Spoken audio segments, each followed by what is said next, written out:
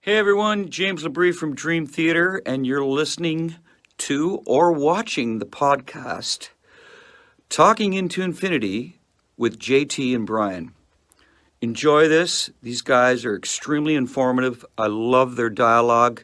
I love their interpretation of the songs, who and what we are, what we were going after. They're very accurate in their interpretations and descriptions, and I just think this is a great show, and these guys are doing a stand-up stellar job. So once again, enjoy Talking into Infinity with JT and Brian.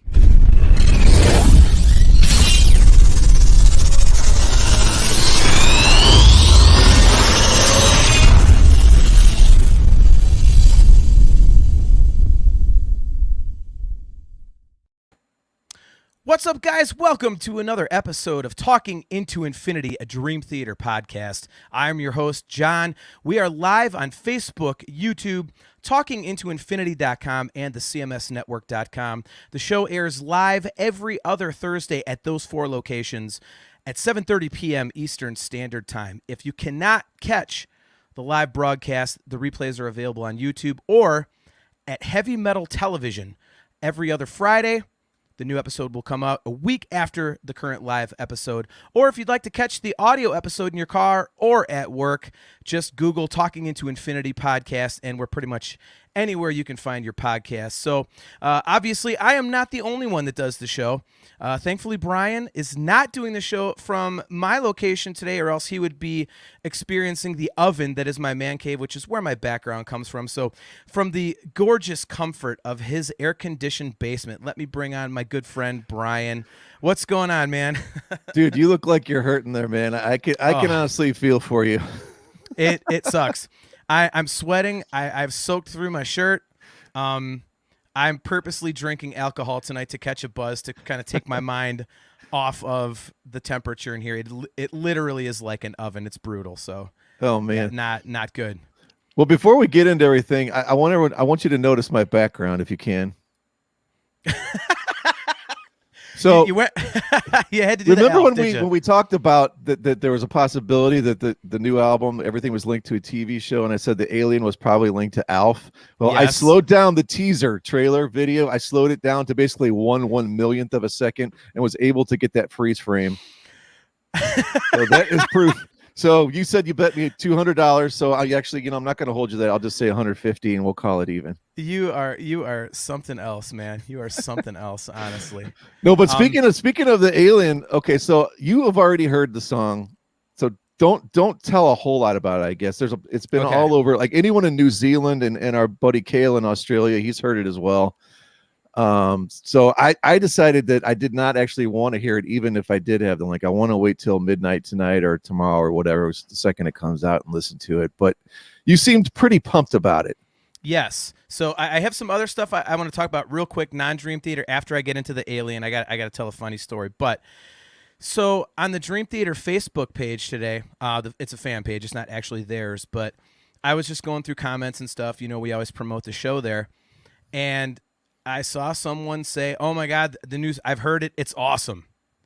So I was like, okay, it must be ripped online or something. There's our buddy Kale. So Kale says alien kicks ass. So there you go. I agree with that. So I go in the comments, and some guy's like, "Yeah, I've got it." He posts a Google Drive link to the song. And I couldn't download it because I didn't have access to his drive, but I was like, all right, I can listen to this. And I wanted to wait till tomorrow too, but I'm more of a stickler for listening to the entire album the day it comes out. Like if I hear the single, that's fine. So I hit play, and it was legit. My first inclination was, okay, this is going to be like a Labrie solo tune. People do that all the time. But it started. I was like, no, okay, it was a perfect rip. It was solid MP3. So here's my initial reaction. I only listened to it the one time because I sent it to you, Brian, and as you said, the link went down.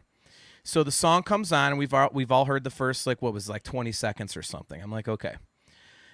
It basically kind of does that for quite a while. It's definitely one of those songs, those Dream Theater songs, we can hear it opening a show. You can hear it opening any show.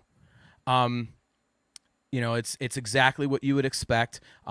It is heavier for an opening song, and for the first about 4 minutes, I was like, okay, like, yeah, it was. I literally was thinking, if this was a ranking of the opening songs that had we had this last week, it would be near the bottom for me.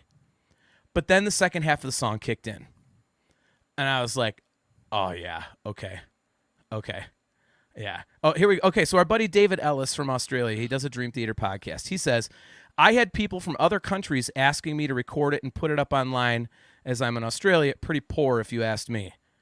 Yeah. Completely agree with you, David. Good on you for not doing that. It's definitely a no-no. Yeah, the second half of the song, it really kicks in. The one thing I will say about the first half, even though I was kind of like, no, okay, it's Dream Theater, they do some really interesting rhythmic things. So as they've been doing lately, there's some new, fresh stuff on this song. And the middle part, once it got to the second half of the song, I'm like, yep, I'm sold. Okay, sweet. And as we know, the opening songs on the record usually aren't, in almost all cases, aren't like the highlight of the record. So if this is the air quotes poorest or most straightforward song we're going to get on this record, I'm just going to be gross and say that I got a straight boner for this album, because this song is great. And I'm really interested to talk to you tomorrow when you hear it. So our buddy James Mazza, what's up, man? He says the second half of the song is kick-ass. I think the vocal melodies in the first half are a bit sporadic, kind of staccato.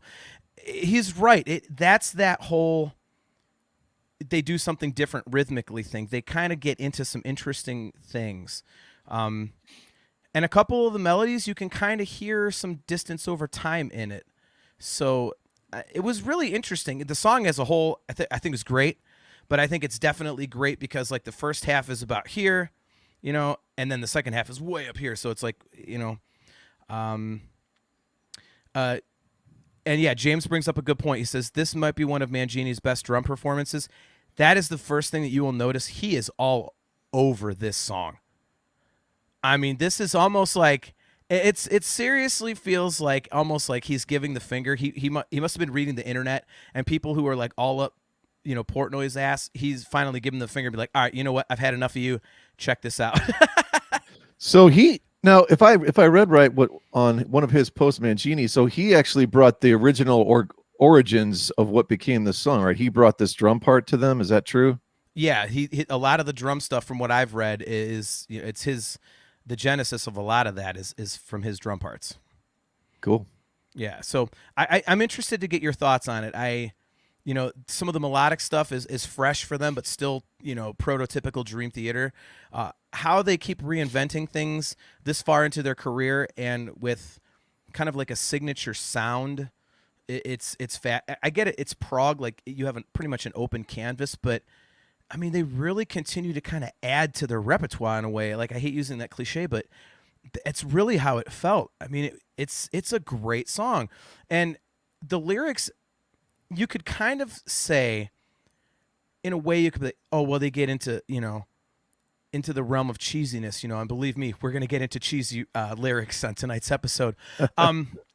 But it not really. It's like the vibe of the music and like the story that the lyrics tell kind of blend together. It's almost like Forsaken, where it's like it feels like a vampire kind of thing. Like this kind of feels like an outer spacey alien story.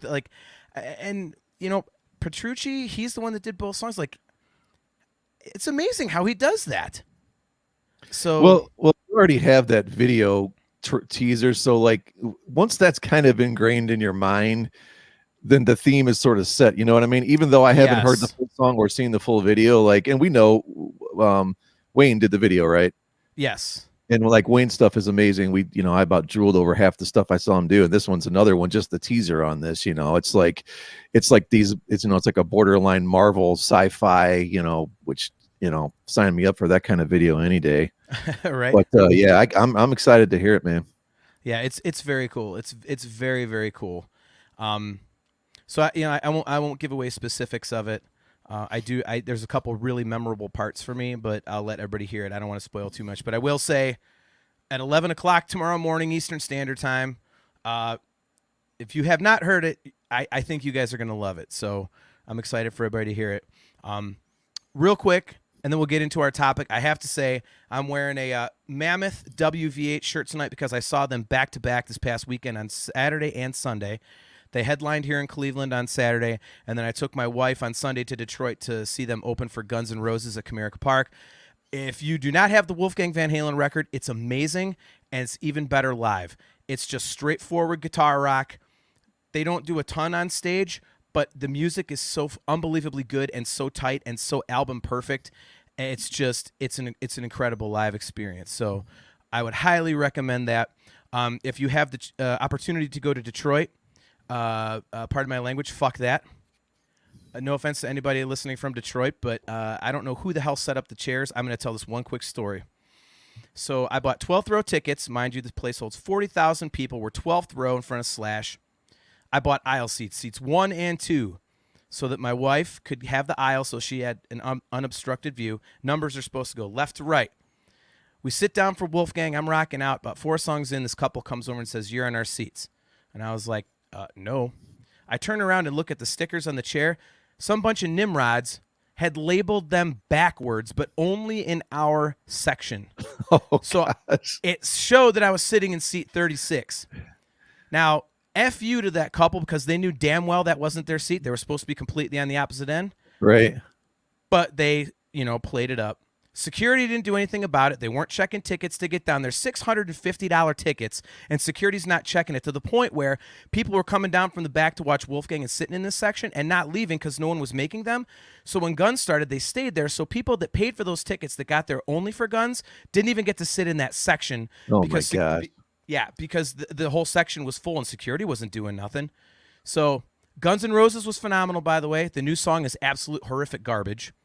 But it's a song they didn't release for Chinese democracy. It sucked then, it sucks now, whatever. If it's not good enough to even make that album, I'm telling you. But yeah, so whoever ran security or put stickers on chairs at Detroit, up your ass, man. $650 for me to sit completely on the opposite end of what I paid for. And now I can't get any response from the Tigers or Ticketmaster, so whatever. So there's my quick story. It's hot as hell up here. I have no air conditioning, no fan. So I have my fire background. Let's get right into tonight's topic. Let's start talking about fire right off the bat, Brian. We are talking about Black Clouds and Silver Linings, the final Mike Portnoy-era album. And it starts out on fire with A Nightmare to Remember. I'll let you start because you opened our fantasy draft with this song. I did, but before that, as we always do in all these deep dives, I want to give you a list. I came up with 14 albums that came out in 2009. And as I say each album, just give me one word, John. Let's do that. Okay. This will be one word Jeopardy with John. So Alice in Chains, the first album with William Duvall, Black Gives Way to Blue. I'm gonna commit heresy here. Best Alice in Chains record there is. Better than Dirt. Not heresy at all. I almost agree. You probably don't like this band, so I know where this is going. Crack the Sky, Mastodon. I don't mind them. I'm not familiar with them, but I've heard a few songs. I like it, so I can't really crap on it. Oh, okay, great album. One of my favorite albums of all time, Dear Agony, Breaking Benjamin. Not a Breaking Benjamin fan. All right. Do you remember back at our old job when we spent about 4 days making fun of this album? Sonic Boom, Kiss. Oh my Lord. All right. Go ahead and take my Dream Theater card. I'm a Kiss fan. I prefer the classic era. But yeah, that's just not a good record. But remember how we said, like, it sounded like if you and I were going to try to imitate what Kiss would try to do to make it think like this is what they should do. You know what I mean? That was I think our premise, and we're like, man, this is exactly what they did. So there was only one album from this band, Heaven and Hell, The Devil You Know. Oh yeah, God, I forgot about that. Kind of a disappointing album. I thought there was maybe 2 really good songs on there. I would have loved to see if they could have like really maybe done another one, but that's obviously Dio was pretty ill at that time. I'm not sure how ill he was exactly at the time of that, but it was obviously near the end. I didn't mind. I thought it was okay. Yeah, okay. I'll take okay. Skillet, Awake. I actually love that album. I don't know if you're a Skillet fan or not. No, not a Skillet fan. This album you actually turned me on to. I did not even know it was out at the time, and that is the incredible, probably the best comeback album from Megadeth, Endgame. That's a great record. Yeah. And Endgame is very good. You are going to see this guy Sunday, the first Chickenfoot album. Yes. Yeah. Sammy Hagar, huge fan. Yeah, I will be seeing him Sunday night here in Cleveland. My third show in 7, 6, or 8 days. Not too bad. Yeah, I'm like, the Chickenfoot stuff is weird, but I love the guitars more than anything. I love the riffs that Satriani plays in those songs. I don't necessarily know that I love the songs, but I love the riffs. So the songs are cool. It's kind of like driving music, kind of like background rock and roll driving music. But I will say that "My Kind of Girl" song is awesome, especially if you check out the live version that was on their DVD. That version kicks ass. So I'm a fan of that. So, Queen's Reich, American Soldier. I thought this was actually a really cool album. I love the concept, and when Jeff Tate was talking about how everything was like dedicated to all the veterans, I thought that was cool. Go ahead. No, go ahead. That was rude of me. It's why would he do that to soldiers? Dedicate something good to the soldiers. Like instead, that record. That's just nothing they did after Promised Land up until LaTorre came into the band was worth anything. I will agree with you. I thought this was the one instance where it was okay. Lamb of God, Wrath. I don't know where you stand. I actually kind of just started getting into that band. Some of it I like. Some of it's a little too heavy, I think. It's a band I saw live and they're cool. I wouldn't listen to him on CD. Oh, what's up, Adam Rishog? Hopefully you're doing well at the move, man. James Mazza said American Soldier was a nice album. And then Dedicated to Chaos happened, yeah. And FU. Yeah. Yep. A couple more here. You probably don't care about this one at all, but I love this album. 21st Century Breakdown, Green Day. It's a great double album. The fact that came after American Idiot and was still actually really good. I love all the songs on that. Okay. The Muse, Resistance, of course, had Uprising on it. Yeah, I play 4 or 5 different Muse songs in the band, but I couldn't tell you what record or whatever. So yeah. And then your personal favorite, I know you love Florence and the Machine. I like Florence. I don't like the Machine.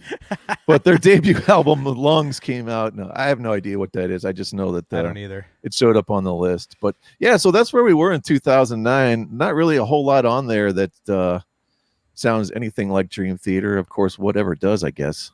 Yeah. It, especially on this record, the way that it starts out, I'll just say right now, this is probably going to be a theme throughout, and then I'm going to let you start. This album has Portnoy all over it, and I think it starts right off the bat with A Nightmare to Remember. And again, on our fantasy draft of Dream Theater songs, you started off the whole thing making A Nightmare to Remember your surprise number 1 draft pick. Yeah, I did. I don't know. Looking back now, I've listened to it so many times since I'm almost sort of getting sick of it at this point.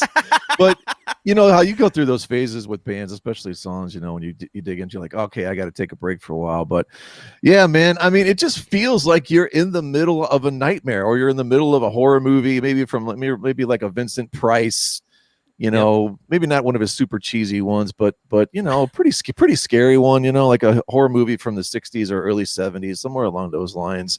Right. I love all of the spooky sounds, and we've talked 8 million times about that awesome little vocal part that comes out of nowhere that Labrie does where it quiets down. And it's a super long song, but it just doesn't feel long at all. It's just constantly just sort of bashing you and taking you different places, and you're just going on this journey. And it sort of feels like, I don't know if you've ever had those kind of nightmares where you're like, man, I just don't know what's going on. I really got to wake up. This is kind of scaring the hell out of me. Is this real? I don't know if this is real. This song actually kind of conveys that feeling to me. And I just think it's an awesome opener, and it's a great way to start this album. Yeah, Gibson Les Paul unfortunately disagrees with us. He says, Nightmare is way too long. The My Turn, Your Turn solos are annoying. The Portnoy rap is goofy, and the blast beat doesn't fit at all. I will disagree with the way too long. As Brian said, I agree with. It's a long song that doesn't feel long. We've talked on the show about there's songs that are not quite long but feel long, and songs that are long but don't feel long, and this is one of those. Portnoy rap, I mean, it is what it is. The blast beat I thought was kind of cool. So I will also agree with you, Brian. The vibe of the thing, like my very first note is, the creepy intro is awesome. And of course, they end with it too. That sinister choir over the boom. Yep. Boom, boom. Like, it's just cool. I mean, it sets it right up, and then it just gets into that heavy part. Like, it comes in and it's just smashing away. And I just thought that was so cool. And it's weird. Like, John Petrucci is the one that writes the story songs, but this one is actually based on real life. It's about like a car crash him and his family got in, but it's reality, but it sounds like a story. So I thought it walked that line nicely. And I've said this before, but the middle part of this song, dude, is so unbelievably good.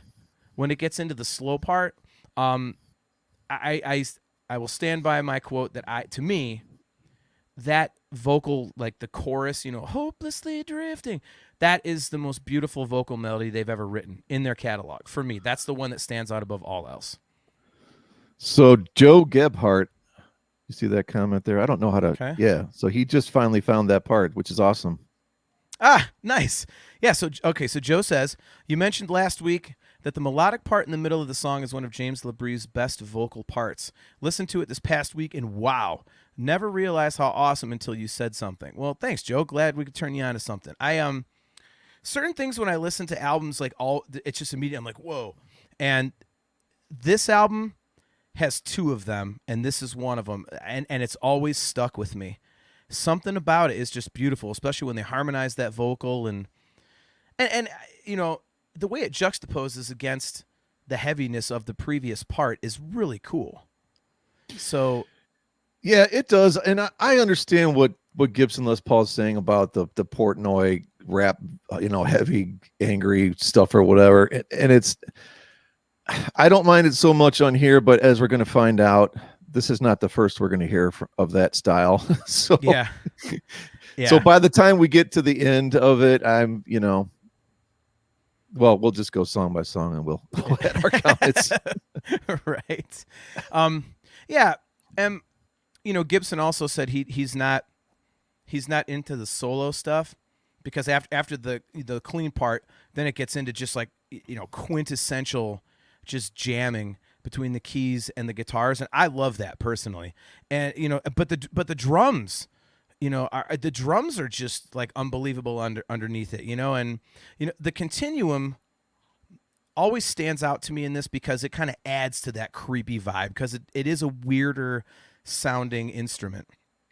So yep. I think, man, the whole song is just like, it almost feels like, let's throw a heavy part. Let's do a melodic part. Let's do a bunch of solos. Now we're going to go back to the verse. Now heavy part. Put a crap load of metal in there. But the way they constructed it really works, and it doesn't seem like it would. I mean, if that makes any sense. If you were to write it down on paper like that, you would think, how is that going to come together? But they actually pulled it off, I think. So let me see. Do you have any other notes? Because I actually want to address the blast beats and the Cookie Monster stuff. I'm okay with the blast beats. Portnoy does that Cookie Monster, whatever stuff in there. I just don't want to hear it the whole album. I think James Mazza brings up a great point there. If you can click on that. All right, let me explain this to you, Brian. Brian, okay. Hover over it, and you just click it. Let's see. I don't think it's Brian. working for me, though. I say, hi. Just hover over it. It'll say show. Hold on. Is it? I'm telling you, it works for you. We're bringing the show to a grinding halt right now. But no, when I hover over it, nothing shows up. It says show all at the bottom. Well, that's because I turned off your ability to do that. I just wanted to make an ass of you on the show. Okay. Not like that's hard to do. I know. We'll address that after the show. No, yeah. So yeah, James Mazza says, I actually wished somehow they brought the hopelessly drifting part back for another chorus at the end. It's still a great song, though. I would love that. I don't know if it would fit, though. I mean, it's like once you get back into that heavy part, to go back into another, then then I think, that would be to Gibson's point that, okay, now you're getting too long. Like, all right, we've been here. Let's, the focus of the song is the heavy parts. The middle part is there to cleanse the palate, Yeah, maybe you'd trim part of a solo or something, I don't think you'd add it on to what we have now, but yeah, it's a good point. It would be difficult, but yeah, in terms of the Cookie Monster stuff, I remember at the time, it was pretty divisive. I personally didn't care. It's not like it was all over the entire song and the rest of the record. It was just kind of there. It was, this song was obviously Portnoy being like, well, I'm going to go to some extreme metal elements now. And I was like, all right, cool. So, to have a blast beat in there. I mean, whether or not it was appropriate, to me, I kind of laughed because I thought it was cool. I'm like, oh my God, like, we got a blast beat in a Dream Theater song? Like, so I thought it was interesting. I wasn't quite sure of like the rhythm of it and Portnoy's delivery because he doesn't really have that heavy voice with the like it was forced vocally, but actually having it there, that style of music didn't really bother me. So I didn't have a problem with that one. So all in all, I think you and I are on the same page that we love that song. I think it's great. I think it's an excellent start to the record. And after that, we get into the single from the album, A Rite of Passage, which I had not listened to in a while. So the very first thing that stood out to me, and I've said this on previous shows, this is the record. I remember previously I said there was a record where Petrucci's tone just wasn't, it's the only one you could say he did not have a good tone. This is it. It sounds like there's bass and there's treble and like nothing. And it sounds very woody. It's the only time he doesn't have that monstrous, like godlike tone. There's just something not there. And when the riff comes in, you can really hear it. It kind of sounds like if you're singing and you plug up your nose, like it kind of sounds like that to me. But that notwithstanding, I wrote down that this is kind of like Dream Theater light, especially on this album, because you have this one and Wither, and the rest are like these crazy epics. And this one still has cool elements to it that you like out of Dream Theater, but it's more accessible. It would have fit on our gateway list. So I have no problem with that. I really like this song. I think it's cool. I think it's accessible. And again, it's almost like a palate cleanser for some of the stuff that comes later. Yeah, I like the opening riff in the song. I love like the bends and the harmony guitar parts that are actually kind of in the chorus, pre-chorus. I think those are really cool sounding. The coolest part of this song is actually when it's not light at all. It almost goes back to 80s thrash. It sounds like almost something off of Peace Sells, like some of those yeah, those like stuttering, chugga, type guitar things he's doing. Yep. And I love when it kind of kicks into that part. The only part of the song I don't like is Jordan's final solo, which is like those video game squawks and squelches. Like, I don't know. It just doesn't fit at all. It's like, it literally almost jumps the shark. It's like, dude, what are you doing on that? Like, I know it's very rare that I pick on stuff he plays, but I just think it's way over the top and just sort of almost borderline silly. It's so funny you mentioned those two things because my other two notes, I have great metal groove in the solo section. This is the headbanging part of the song live, so there's your thrash thing, so I completely agree. And after that, I have that weird little bumblebee bug sounding squealy thing from the keys at the end of the solo section is cool. I loved it. I never really noticed it before, but when I was listening to it in headphones at work, I was like, how did I miss that? Like, I liked it. I thought it was interesting and weird and different. And hey, what's up, Jean-Philippe? How's it going, man? Good to see you. Thanks for tuning in, dude. Yeah, I thought that little part was cool. I'm surprised you don't like that because you're such a big Jordan guy. No, I just think I don't know. It's like I ran out of any kind of notes to play and I'm done with it. I just want to put something goofy in. It just doesn't fit to me, but that's my only complaint on the song. Otherwise, I think it's a pretty cool song. All right. Yeah, like I said, it's pretty straightforward, but I like it. It's a good song. I mean, it's again, it could have easily made our gateway Dream Theater song list, I think. So moving on to track number 3, we have Wither. What do you got for this one? So we've talked before. They have, it's not every album, but close to every album, there's one song that you're like, they've never done anything like this before. Like there's no other albums that have a song like that. Wither is that song on this album. Like I'm curious to know like how long it took them to write this, because it's such a simple thing, but it's so melodic.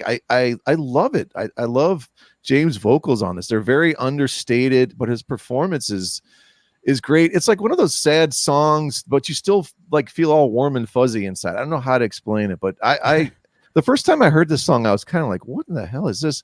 But I've learned to love it. And I think I said it to you before, there's like a hilarious Rickroll of this song where they get the Rick Astley song going into Wither.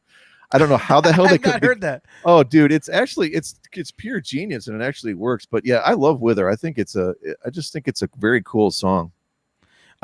Gibson Les Paul has a question for you.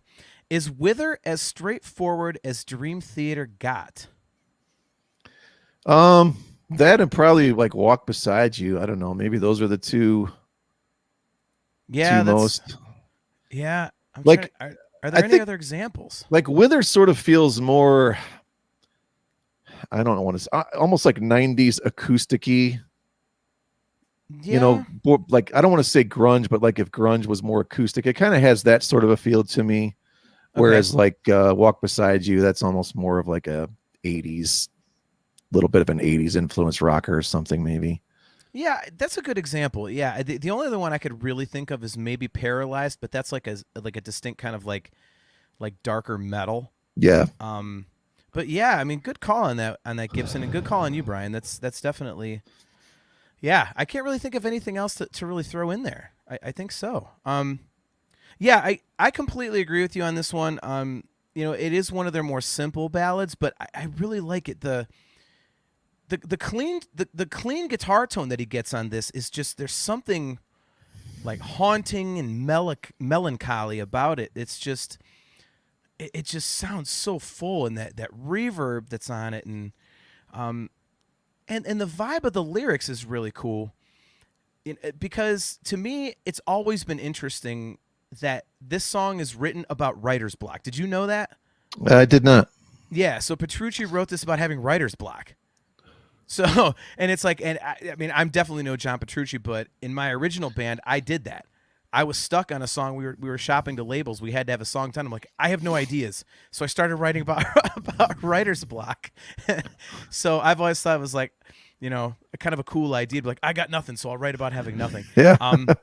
And you know, it obviously doesn't come across in the lyrics. You don't hear, you know, I have no words for the page.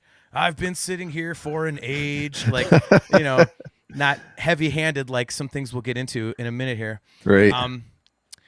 But yeah, I'm completely on board with you. It's like when this one came along, I was like, wow, man. Like, and it almost like, to me, it kind of fits the album art. A lot of these songs fit the album art. Like, it's very brooding and atmospheric, and, you know, it's like a dark kind of a feel, and I think this one goes along with it. And like you said, Labree's vocals just awesome. I definitely agree. I had that in my notes as well. So yeah, I'm definitely on board with you on that one. Have you heard just the piano version of this? I think I have. It was probably a while ago though. Okay, it's weird because like I have that in my Amazon Music, and I realized as I was going through the record the last few days that I haven't listened to the actual album version in a really long time, because I always go to just the piano and vocal version. So it's interesting. It doesn't lose any of the vibe, and it really kind of adds. Having it just piano and vocal just kind of adds more to it. You know, it's like sad almost. Oh yeah, I can see it totally fitting that format. You know. Yeah. So all right. So moving on. We now get into the final step of the 12-step suite, the Shattered Fortress.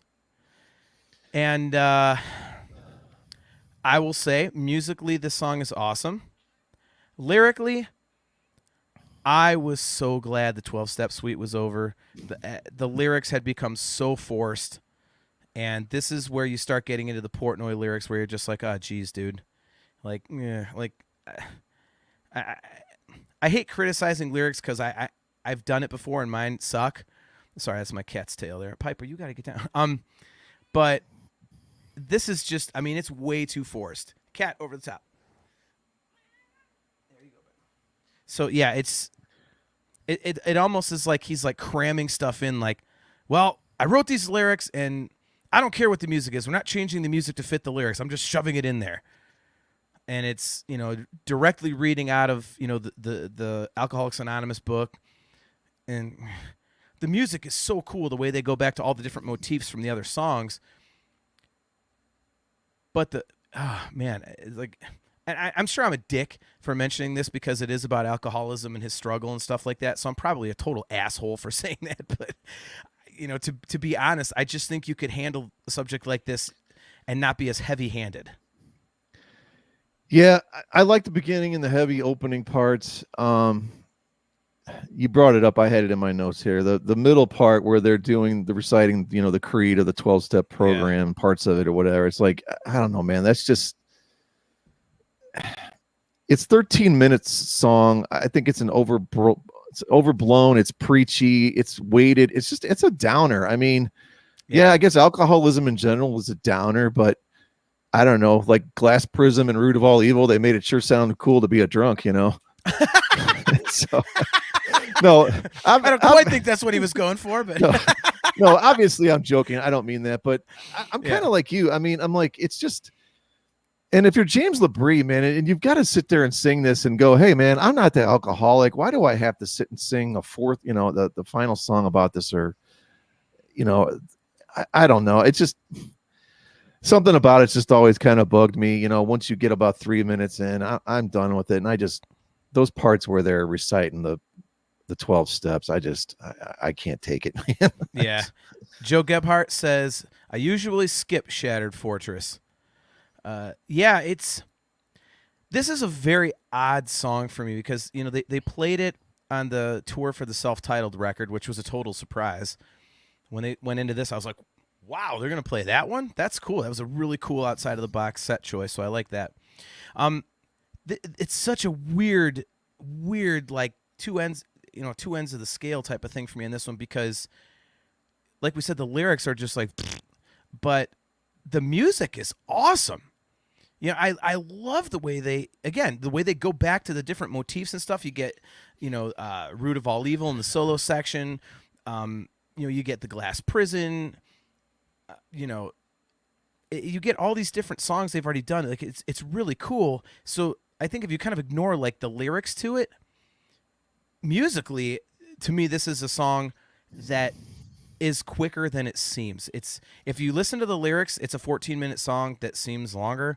But if you kind of ignore the lyrics, it's a 14-minute song that seems shorter. And it's weird with that, man.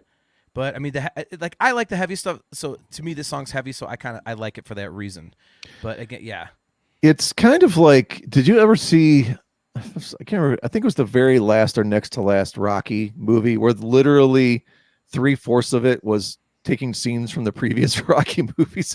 So Stallone, like he had to come up with a script of like 25-30 minutes, I think. And that's kind of what this does. Yeah, I mean the callbacks are cool, but he's going to do that anyway. I don't know. It's just way too overblown for me, and I don't really have any desire to see it live.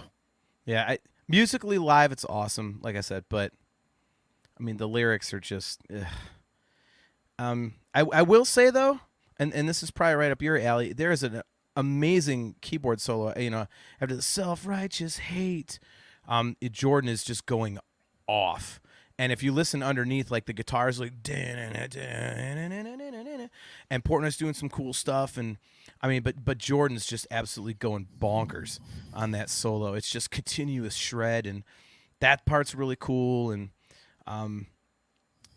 also, in the Root of All Evil parts, John's solo starts out with that really weird pattern, and you've never heard him do something like that before, and I never noticed it. Again, it's fun going back and really digging into these records because you hear things that you never really noticed before, and that was one of them. Like when I really dug in, like he does this really strange kind of, I mean, I don't even know what the hell to call it scale wise, or it just is all these weird notes that actually fit, and you're like, what the crap is that? And then it gets into a regular solo. So I mean, that part of it's cool. But yeah, like you said, this is just it does get too preachy. It's he it comes off the back of repentance, which is we'll leave that for the systematic chaos. Your favorite song of all time. Oh my gosh. Do you have like an obvious least favorite Dream Theater song? I'd have to think of that, because as much as I bag on like stuff before and Space Divest and stuff, yeah, I actually do. I think I've told you before. It's on the same album that your least favorite is on. Okay. And you know which one it is. Okay. Boy, that deep dive is going to be awesome. Because we have a couple on that record that are like, we absolutely cannot live without. And then there's a couple where like, get the hell out of here. Yeah. Daniel Wilson says, John Petrucci's solo for The Shattered Fortress has all the elements he's known for and is very well constructed. Yeah, I would agree. I think it is like it's quintessential Petrucci. But again, that beginning part is just completely wild. So it's got something completely unique and interesting that we'd never heard before. I don't think we've heard it since, in a way.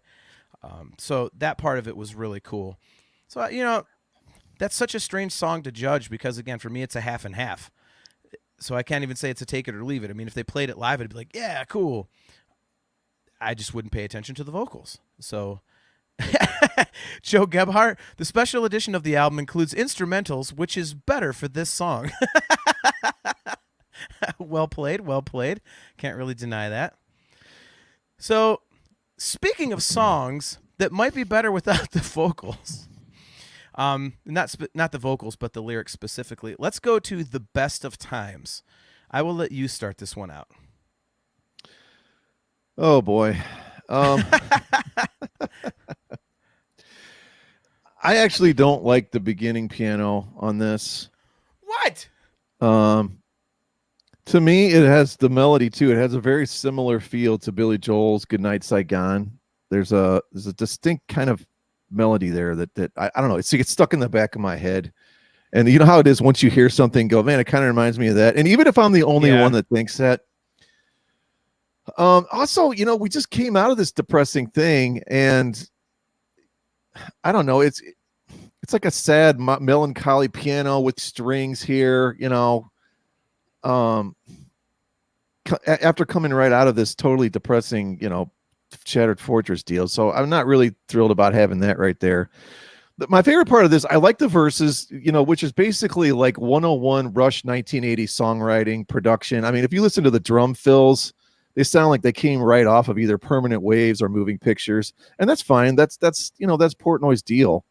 It's like a cross between Spirit of Radio and Limelight, the guitar riff. I love the ending guitar solo. I think it's an absolute monster of a guitar solo Petrucci plays. But man, just as a song, I don't know. There's just something disjointed about it, and lyrically, we've talked and many people have talked. I don't like it lyrically at all. I understand it's a tribute.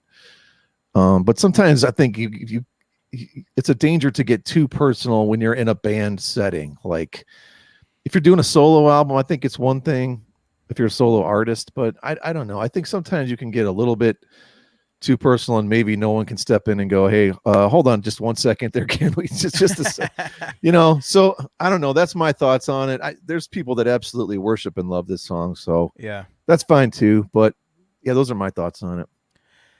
I 150% agree with you in regards to the lyrics. The one thing I will disagree about is that I think you can definitely get this personal, but it's how you handle it. This is, don't crucify me for this, but there's a ballad that I absolutely love by a band who I can't stand the rest of their music, but it's a band called Blue October, and they have the song called 18th Floor Balcony. And just the vibe of everything, the lyrics are very direct, and it's literally about kind of like hanging out with a chick on the balcony, and like it could be super cheesy for that reason, but he writes the lyrics in such a fashion that while you totally understand what he's doing, it's not cheesy. It's not, I used the term earlier, heavy-handed. And I think this song is very heavy-handed. You know, my heart is bleeding bad. Like, oh my Lord. Like, you know, and you're right. Like, it's a sad song after kind of like, you know, this preachy big thing, and it is personal to him. So again, I'm probably an ass for for ripping on a guy pouring his heart out like this, but I just think you could write something better on the exact same topic without it being so. I mean, it does. I hate. I'm just gonna be blunt. It sounds cheesy, and it's a great topic. You know, I love my dad. He was my best friend. Like, that's a really cool thing to write about, especially in the context of, like, you know, a metal band. Like, if you can get that across, but not make it sound so weepy, like, I think that's great. But unfortunately, the lyrics just fall way short on this one. And oh man. Well, my biggest issue is when I first got the album, I thought this was going to be a cover of the Styx classic, and it wasn't. You know, speaking of covers, I don't know if we want to go into this at the end, but the special edition had all those cover songs. Do we want to wait till the end and go on to those, or? Yeah, let's wait to do that at the end. Okay. So James Mazza says, I always felt the Best of Times should have been released on like an EP, just because the lyrics were so personal to Portnoy. Yeah, I could see that, James. I think it would have been better if the lyrics would have been handled a little bit more delicately. I really think that that's the issue with this song. Musically, I definitely disagree with you about the intro, Brian. That this is one of the two things that stood out to me and continues to stand out to this day. You know, the vocal melody in the mellow part of Nightmare to Remember, and for the other part is on this one for me. It's, you know, that the piano and then that the violin solo and then the acoustic guitar solo. It's that acoustic guitar part is just single notes, and it's just something about it. It's so understated, and it's just perfect for the music. And it just, those are the two things that stuck with me, you know, on the record. I mean, it's a very emotional song, and, you know, the music gets it across, and they really do things that you can't find anywhere else in the catalog. But again, you know, the lyric is just, you're like, yeah, God, it's cringy. So, you know, it's, ugh. But I would also like to revisit something you said, and Gibson Les Paul kind of commented on it. Amazing beginning and an even better ending. John's solo is otherworldly. I appreciate Mike Portnoy's tribute to his dad, but the middle part is a tough listen. Yeah, I agree with all that. And Petrucci's solo at the end is absolutely killer. And it just builds and builds and builds and builds, and it just gets better and better. I mean, that's one of those things that, like, it's like when you go see them live and they add on to one of their songs and they just do that awesome jam, it just gets bigger and bigger, and finally everybody's standing and, you know, they're doing the single wave while he's shredding and stuff like that. That's what it feels like. So I love that about it. I mean, do you at least like that? Like, oh yeah, I mentioned I love his solo and guitar stuff. I mean, you know, and to be fair, if they played this song live, I wouldn't sit there like this and go like, oh my God, you know. You know, it's dare you. Yeah, I mean, because this probably is a better song suited for live, especially like I love like I said, I do like the callback to Rush, the influences in there, and once that part kind of kicks in on those, even if the lyrics are goofy or cheesy to our, so, you know, for our taste, you know, I'd still like the way that part grooves. But you know, we're trying to be as honest and objective as we can when we analyze these, and to me, it doesn't stand up as a recorded song on this album. I just don't think it stands up to the rest of it, and I don't know if it fits. It's you talked before about the production. I think the production on this is almost the weirdest of any of the. I don't know. It feels like in the one part they literally did try to sound like 1980s Rush, and the rest of the album doesn't sound like that. So, is that a good thing or a bad thing? I guess that's debatable.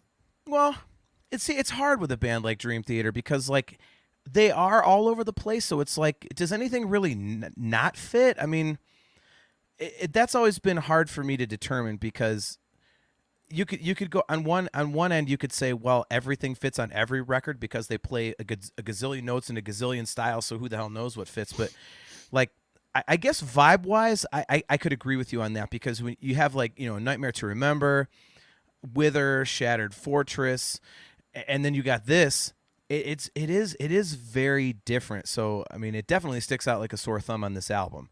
Now, whether or not it should or should not be there, I don't know, because I can't honestly say that I've ever heard a song like, well, that doesn't belong on this record. So I don't know. James Mazza, another good point. He says, not to knock Portnoy or anything, but I remember Mike becoming really defensive about this song when people criticized it. It's just when you release it on an album, you open yourself up to criticism.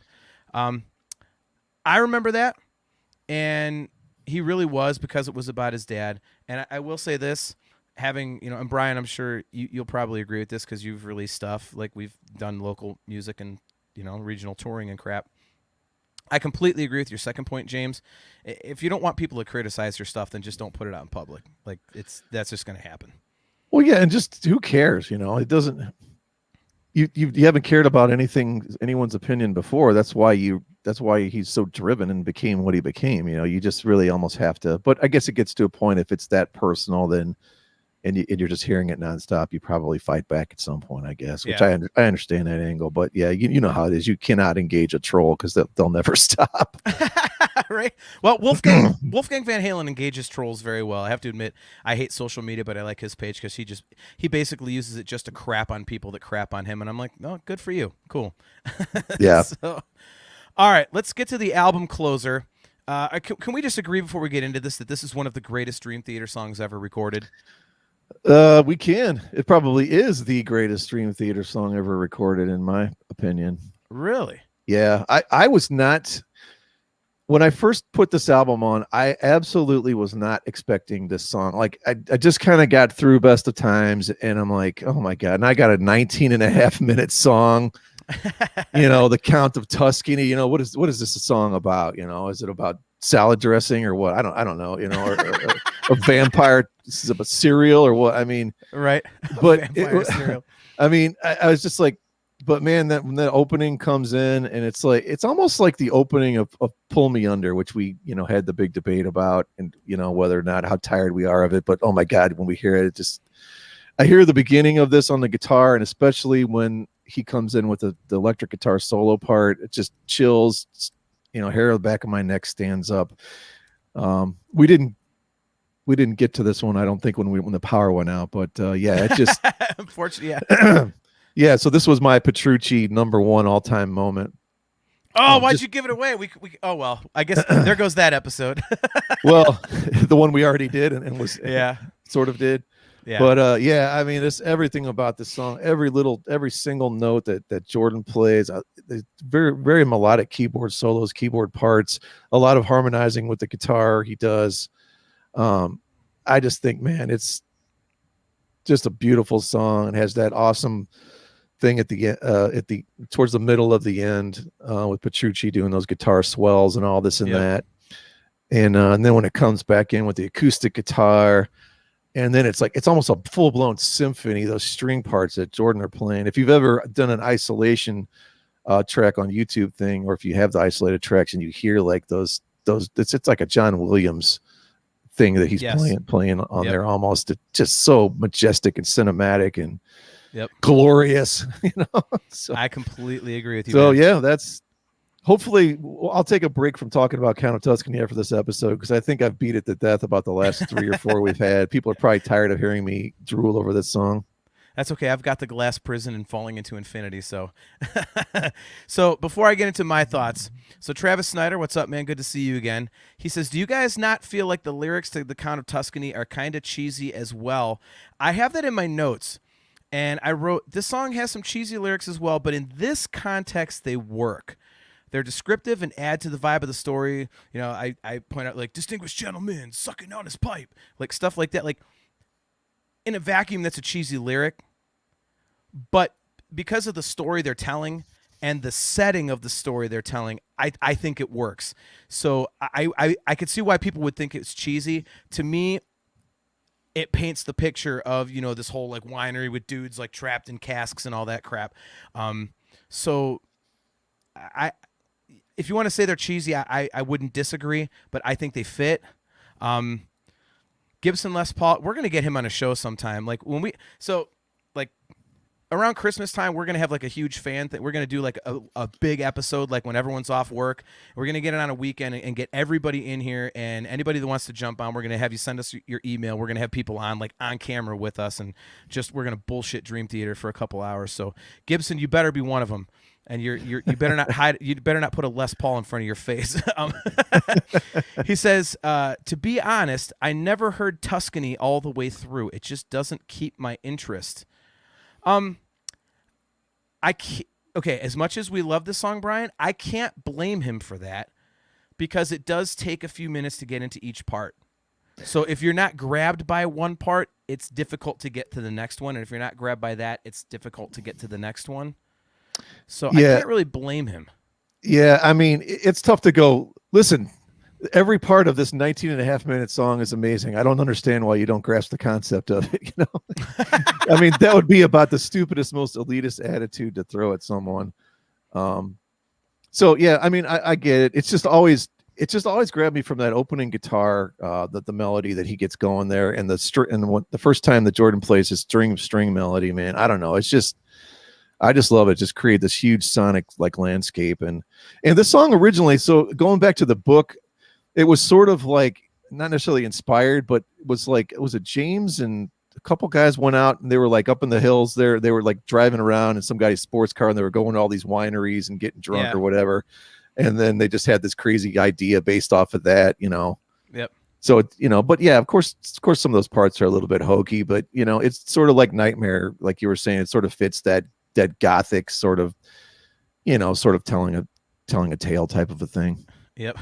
Chris Aiken says, how do you not get sucked into the vacuum and listening to Dream Theater? There's no way to casually listen. True. Yeah, that's a good point. So here's something I'm not familiar with. So Daniel Wilson says, the Count of Tuscany has some cringe lyrics, but all is forgiven for how amazing the riffs, solos, you know, overall epic. Daily Doug explains it best. And Joe Gebhardt backs him up, says, Daily Doug does a great job of reviewing songs from a fresh perspective and his knowledge of music. So are you familiar with Daily Doug? Because I am not. No. Okay. Well, Joe or Daniel, hit us up. Send us an email at talkingintoinfinity@gmail.com or hit us up on Facebook Messenger at the show page on Facebook and let us know. Send us a link or something so we can check that out. I'd like to look at that. So I know monthly Mike and weekly Will, but Daily Doug is not. Dude, major props to you for coming up with those right off the top of your head that quickly. That's nice. Bi-weekly Bob. Yeah, there you go. All right, so for me, this song, you know, all parts of the song, this is like a perfect bookend to Nightmare to Remember, because it, you know, it seems like a whole bunch of disparate parts. I don't know if the word's disparate or disparate, but anyway. It's a bunch of disparate parts that they kind of push together, but they work so well together, and it just creates this massive narrative feel. It kind of feels like, you know how I've always viewed this one, man? Like, it almost seems like if you set, like, one of the not, like, you know, Edgar Allan Poe stories, they kind of make you want to, like, slit your throat. Like, imagine if there was one that didn't quite make you want to do that. Like, put that one to, like metal music. Like, that's how this song feels to me. Yeah. So it's almost like the Cask of Amontillado, but set to Dream Theater music. If that makes any sense. Like, yeah, it's like a gothic. There's a gothic Baroque feel to it, you know, which makes sense. Yeah. So I think this is like a perfect blend of, you know, the classic progressive Dream Theater elements and the heavy parts. You know, one of my favorite parts of the whole song, which ironically is one of the ones that does not get talked about a lot, is right before they go into that mellow part, like you said, with the guitar swells and stuff. Petrucci and Jordan and Mayung are all doing 3 different things, and it all just works. Like, you know, they're all playing different parts, especially the bass line. Go listen to that song in headphones and listen to the bass line underneath that. He's just all over the place under there. It is really cool. So I love that. I know exactly which part you're talking about, and maybe on a future episode we might feature part of that keyboard part. Who knows? Who knows? Teaser, spoiler. Yeah. And to your point about the middle part, to me, when I first heard it, I was like, man, this seems a little unnecessary. But then once you've heard the song as a whole, like the first time I heard it, I was like, what the hell is this? Get back to the point. But then after I'd heard the whole song and then I re-listened to it a second time, I've had the same thought ever since. It's like it does break the song up nicely, and it really has a cool vibe. It seems so understated compared to the rest, but like I said, it does really break it up. And to the narrative feel thing again, like you're at a winery, you're in the fields of grapes and all this stuff, and that just that beautiful flowing thing kind of gives you that kind of feel. So I definitely, every time you bring this song up, like I would love to bust your balls about how much you bring it up, but I can't because this song's just awesome. And I mean, like, how excited were you? And you're a very understated person. Anybody who's watched the show knows this, but having known you for years, I could say in person, he's very understated. When we saw them in 2010 in Columbus at one of only 4 headliners, we saw them at the Newport in Columbus, Ohio. And when they busted into this song, how excited were you? Because I know we both went, oh, but you were like, holy crap, I never thought they'd play this. Oh my gosh. Quick story about that show. I forgot I wanted to bring that up. So Sure. That was the show where we got there and we're driving around and you're like way more observant about this stuff. You're like, oh, there's Jordan. He just went to get some Starbucks. He's walking around with his coffee or whatever. Hey, yep. Jordan. I was like, what? I said, we saw him. And so there were basically no seats, right? It was standing room only or whatever, or at least we had standing room. So it's that deal where, all of us get there early. We get up there. We're like 10, 11 feet from the stage. And people just can't not be complete a-holes, right? So at some point I couldn't take it anymore because I'm like, dude, I'm standing here. There's no place for me to go, but you're pushing into me from behind, trying to make me go somewhere. The shoulder, like the nudge. It's like, there's nowhere to go, you dick. Yeah, like 4 guys that are like 6'3" or whatever come back from both sides. And I'm like, finally, so like you and Steph, I think, stuck it out. And I'm like, I got to go in the corner. Yeah. So I actually found a decent spot on the side.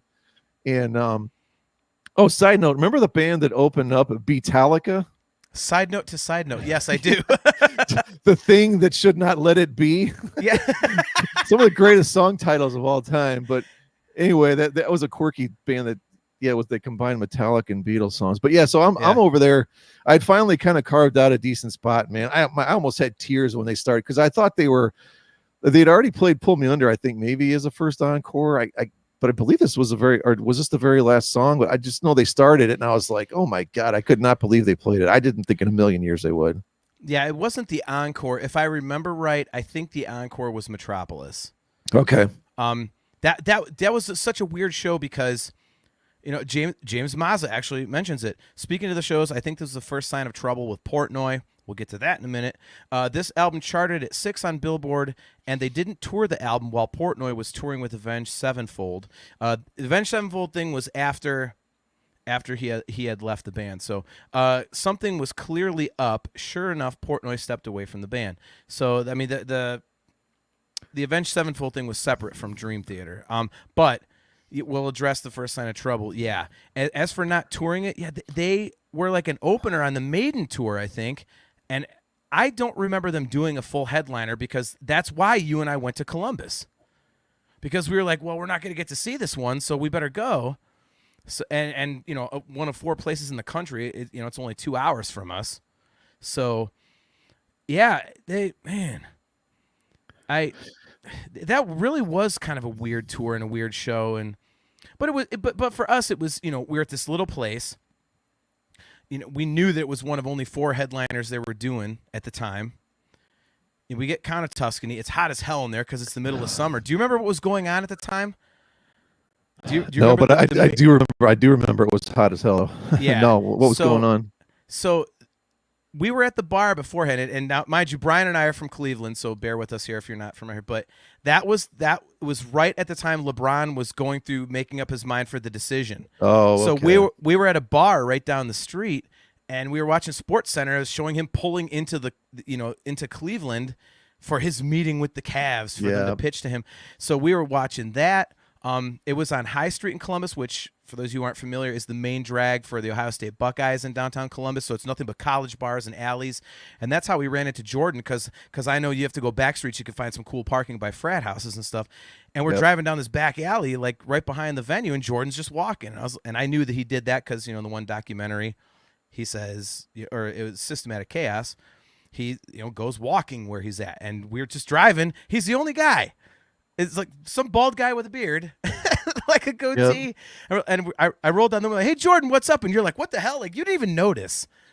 And there's Jordan Rudess just walking, drinking a coffee. So it was that going on. It was middle of July. It was hotter than hell. And at this little place that held like 1,800 people. So that was a really weird kind of set of circumstances there. But, back to the point, the Count of Tuscany is just a phenomenal song. It's an incredible bookend to this album. You start out with A Nightmare to Remember, and you end with the Count of Tuscany, which is you can't get better than that in a way. Well, there you've got almost 36 minutes of great music. I think, and we're getting close to wrapping this up. We'll talk about the covers, I think, in a second, but it's just sort of an uneven album. It starts out great, it ends out great. There's some stuff in the middle. I mean, there's only 6 songs on this album, so I don't know if there's only 6 songs, you should you make sure that all 6 are absolutely amazing, or who cares when you've got these 2 total masterpieces? I just think it's a little bit. It's an uneven album from them. I think it's the best way to describe it. It's a little bit unbalanced. It's uneven. I don't know that maybe it's even confusing, because like if the whole thing had sort of been this dark gothic, like you're talking about an Edgar Allan Poe type of a thing almost, maybe if that whole theme was in every song, maybe it would be more cohesive as an album. But when we come to the actual ranking of the albums, it's going to be a little bit tricky, because 2 of my favorite songs of all time are on here, but as an actual album, I don't know. You know what I'm saying? Yeah, I completely agree. I have 3 general notes. And I'll get to the second 2 of them, or second 2 of the 3, I should say. I completely agree with you. I said, this has a weird kind of feel. The record is dominated by extreme highs and lows. What's good is great, and what isn't is like, and I really wonder what the record would be without the 2 hugely popular bookends. If you don't have Count of Tuscany and The Nightmare to Remember, what is this album? How many people do you hear going, oh man, A Rite of Passage, oh man, Wither, oh man, Shattered Fortress, oh man, The Best of Times? Like, nobody. But you hear everybody talking about A Nightmare to Remember and The Count of Tuscany. So, I 1000% agree with you that it's uneven and that it's high and low. There is another record in their catalog that I feel the exact same way about, that if I had to pick one of the 2 to listen to, it would be that one, but we'll get into that at another time.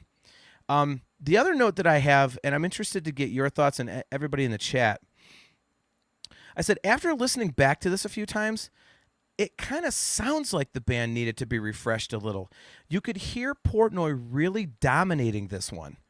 And as I had that thought, I kind of thought back to the records prior.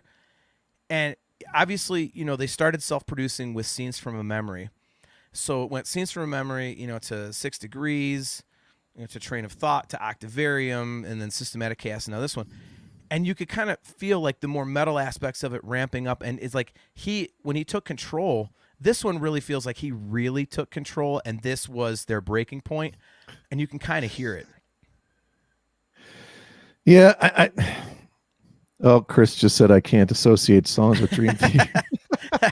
Chris Hagan said, come on, Brian, you can't associate songs with Dream Theater right after you said 2 songs equal 36 minutes. Their music is pieces of a puzzle. If they aren't all good, it's a lost movement. Yeah, because this is the first album in history that had some bad songs on it. Yeah, that's he and I argue about this all the time, and he's definitely wrong. But he's not a prog guy either. He's not a big fan of Yes or anything like that. I think what I was trying to piggyback on what you're saying there, were they just overloaded with Portnoy at that point and like, look, man, you took over a little too much here. we're not really thrilled with some of the stuff going on. We need to take back some control of this and just have you chill out, because he just is one of those guys that, he's basically said it like, look, if this is what I want, this is what I have to absolutely have to have it this way. And if I don't, I can't deal with it. So, and it's hard to be around those kind of people, even when they are like incredible geniuses and they're incredible musicians and artists, like, because at some point, man, someone's going to tell you no, and you're going to have to deal with it, and you can't just go, well, no one can tell me no, because otherwise, how can you live your life like that? You know what I mean? Yeah. So I don't know if it, was it Portnoy fatigue at this point? I honestly think it sounds like that, because you can hear his influence get more and more as the records go on. There was more of like the heavy vocal stuff, with like Dark Eternal Night, and they had Nightmare to Remember, and then all of a sudden now there's blast beats and things, and I really think that he just finally was like, control, and it's like Pac-Man. He just kept eating and eating and eating, and when he was like, okay, like let's take a 5-year break. Number one, they were like, well, up yours. Like, this is how we make money. Like, right. I'm not just going to take 5 years off of making money. And then when he said, okay, I'm out, I mean, don't forget, it was only a few months later that he went, you know what, screw it, I'm coming back. And they went, no, you're not. Like, they completely rebuffed him. And so they could have had him back not very long after he decided to leave. And the band said, no. So I think that's the proof right there. You lose your main driving force. And Petrucci and Portnoy do everything together. We know that, but the guy that really drove the train was Portnoy, and he leaves, and a few months later you get a chance to get him back. The fact that the rest of the band was like, nah. I mean, that's pretty telling. And yeah, and we talked before that we were not going to get into this pissing contest between who's better and this and that, but we're just making observations on how this all feels like it kind of went down, and it when you listen to this, man, it sure sort of all makes sense, Yeah, it's this is definitely not a pissing contest between like Portnoy and Mangini. We'll never ever do that on this show, but I'm just saying, at that time, when you really listen to the record and you kind of look at the trajectory that they were on, they definitely were going to burn out. And, Joe Gebhardt asks an awesome question. I agree that it felt like they needed a refresher. Do you ever wonder what would have been if they agreed to the hiatus he suggested? Waiting 5 years, I think for us fans, I don't know about you, Brian, but I would have waited. I'd have been like, okay, what the hell's happening? Like, if they're like, we're going to take a break, and then all of a sudden break, like, and the reason I could say that I would have been okay with it is because my Dream Theater, ironically, is my second favorite band by this much. Van Halen's my favorite band, and after, Van Halen 3, which not a good record, but after 1998, I had to wait forever. I had to wait 6 years for a reunion tour, and after that was another few years for a reunion tour, and then it was years for an album and years for so I was used to that. But So where does I always thought it was B-52s and then Van Halen? Or shut up! Sorry, I know you love Train. You're always like singing that and stuff in the car. Love Shack, you ass. That one too.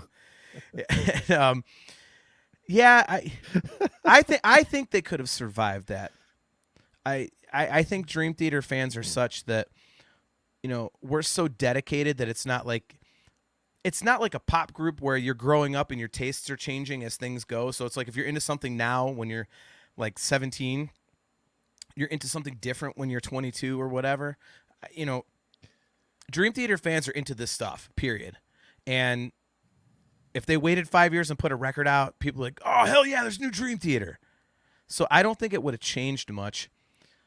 But having been said, I think that The Astonishing and Distance Over Time and hopefully, A View from the Top of the World are showing that they are refreshed and that they're on a second half of their career and they are in a groove that we would have never, ever gotten had Portnoy stayed in the band. I mean, what do you think about that? Well, you mentioned the astonishing. There's absolutely no way in the world that would have slid by Mike Portnoy. Zero. There's no chance. Really? None. No, because that whole thing was Petrucci's vision, and the other guys bought in. Portnoy he would have wanted to get his hands and personality all over that thing. There's no way in the world that would have happened. I cannot see it. Okay. Chris Aiken said, "You guys think at some point the band decided their vision was bigger than MP's legacy at the time?" Yeah, I think so. I just also think that,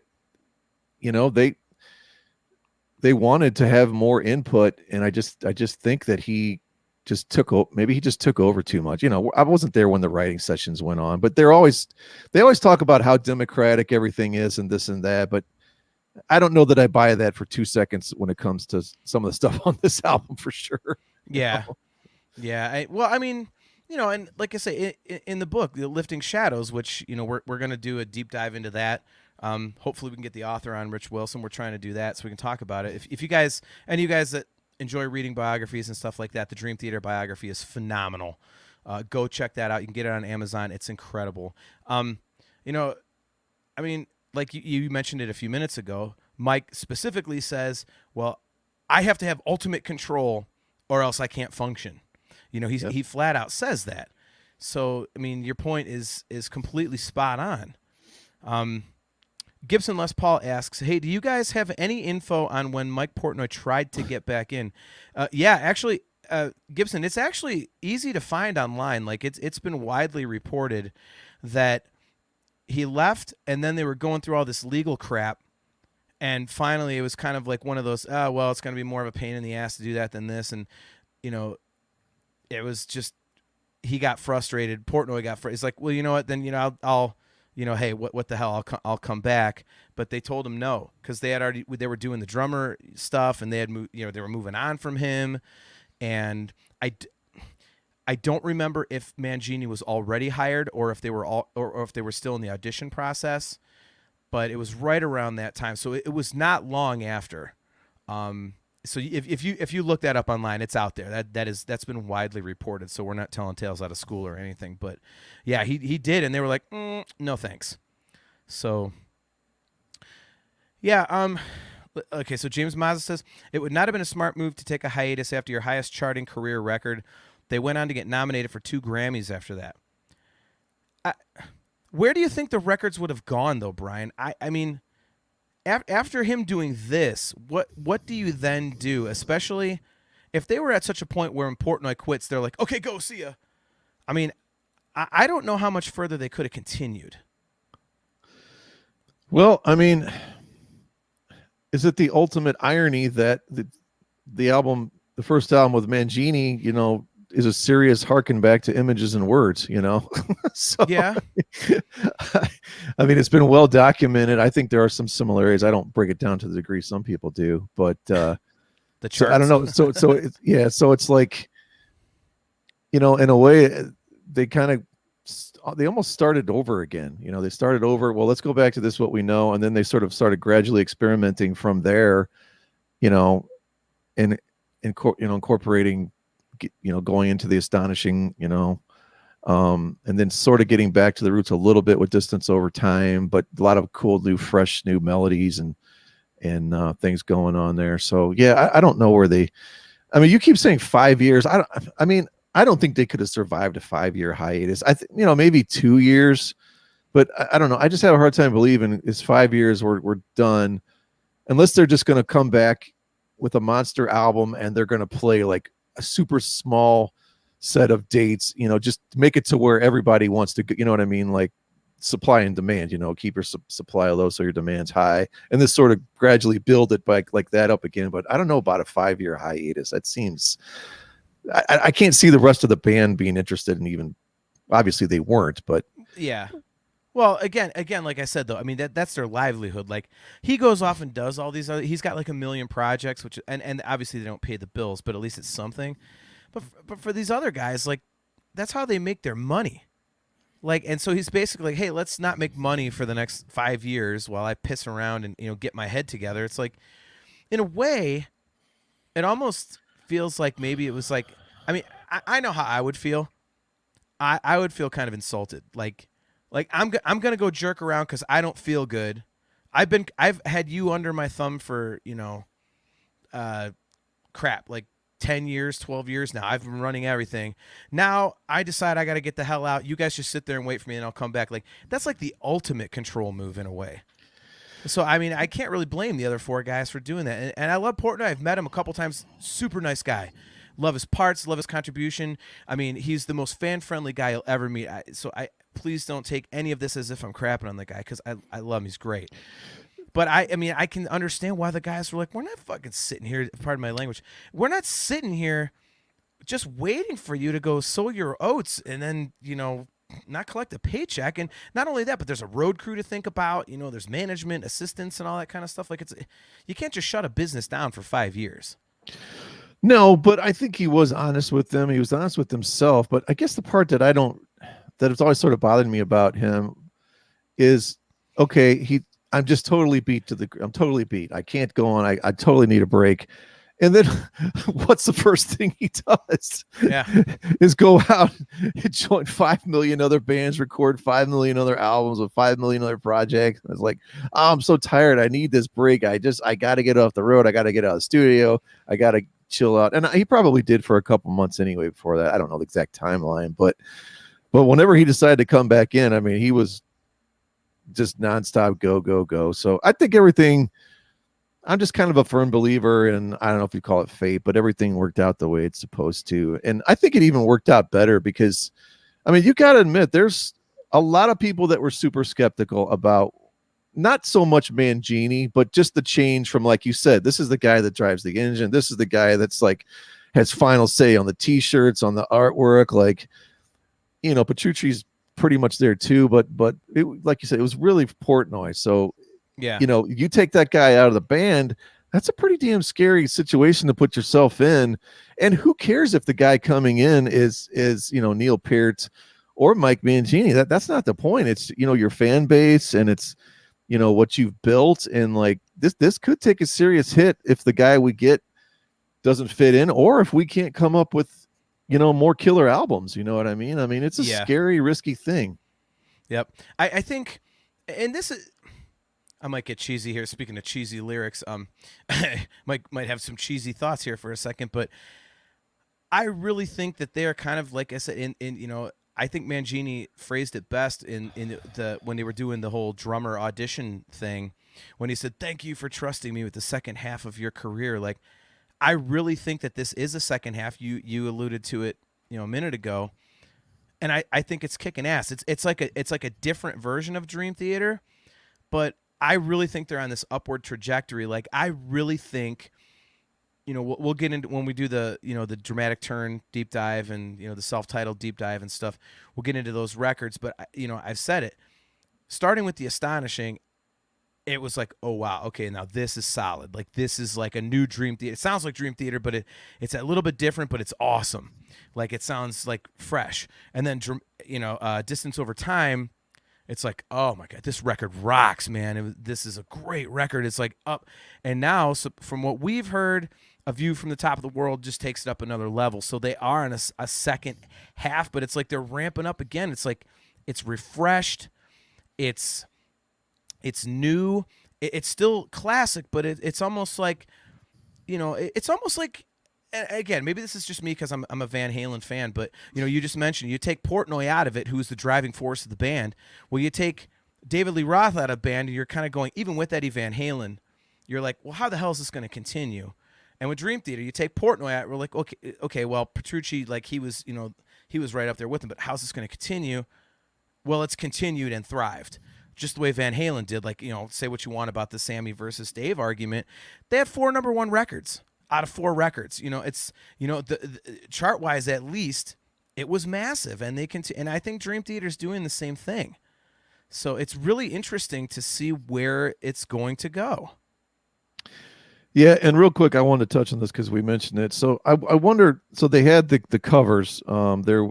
Okay. If you got the special edition, I had the cover one. There's a King Crimson. I've never was much into them. It's a little too trippy for me. Yeah. Didn't care about that. The Queen medley is kind of cool. They picked like some of the most obscure Queen songs. I really like the Zebra tune. Zebra's one of those bands. I don't know if you've ever gotten into them. Like, just kind of one of those like mystery bands nobody really knows a hell of a lot about, but just a super talented trio. Right. There was the Stargazer, the Rainbow, with Dio cover. That was okay. My favorite was probably the Maiden. They picked like just a really weird song. They picked "To Tame a Land." Yeah, right. But that's Dream Theater. They're gonna pick, inspired by Dune, I think. Well, the fact that they chose they chose an Iron Maiden song just in and of itself was weird, because that would seem like something they would choose. So at least if they're going to do that, by the way, Gibson is on your side. Stargazer is awesome. He loves it. Yeah, if they're gonna do anything obvious, it would be Maiden. So it's cool that they picked that really odd, like kind of backdoor choice. Yep. So I don't know if I really got into the covers. Like, I tried, and for me it was probably because I was only familiar with the Maiden song. That being said, I love that they did it. I thought it was really cool that they had all this extra stuff for the fans. Like, the record minutes wise is long, but it is only 6 songs. So it's almost like they were kind of like, man, let's do all this other cool stuff and throw this out for people that want to buy the extended version. Like, it was such a fan-friendly thing to do, and I thought it was really cool. And I think it really stands up because, I mean, to this day, Gibson just said Stargazer is great, and you really do, like, what's the one song, Tenement Funster or whatever? You hear people mentioning those songs to this day. So I thought it was a really cool thing that they did. Well, another precursor too, I forgot the probably the biggest one on there, if you think about it now in terms of what ended up happening, was the Dixie Dregs Odyssey cover, and all of the albums that he's gone on to play with, Neil Morse and etc. So yeah, Steve Morse too. Yep. All right, so man, that was a very spirited discussion. That's awesome. So, overall thoughts on the record, I think we both agree. It's real. The great stuff is great.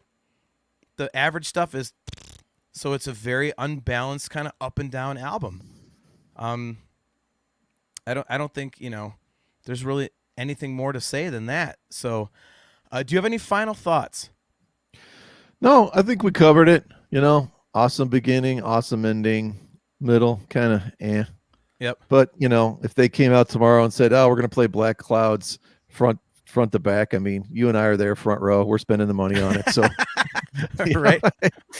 I don't know if we could be much more hypocritical than that, but Yeah. Well, it is us. Like, right. Hey, let's hope the show we're going to see on November 2nd actually happens the way things are going. Yeah, I'm scared, man. Well, we'll see. We'll see. If it doesn't happen, I'll just drive out to your place that night. We'll do a random draw of the live DVDs, and we'll just watch a Dream Theater show live at your place. And nice. Yeah. So thanks everyone for tuning in.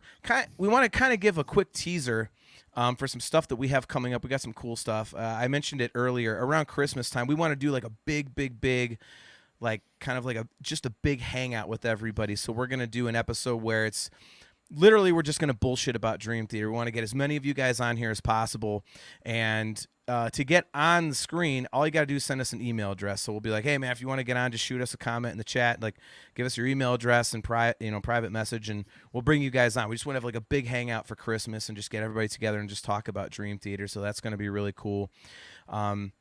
We got some really cool guests that are coming up. We can't say anything yet. We can't officially confirm anything. One thing that we can confirm guest-wise is as we did tonight, we do a deep dive into the record. We're actually going to do, for our deep dive of the Images and Words record, we're actually going to have Monty Colvin of the Galactic Cowboys on that episode as well.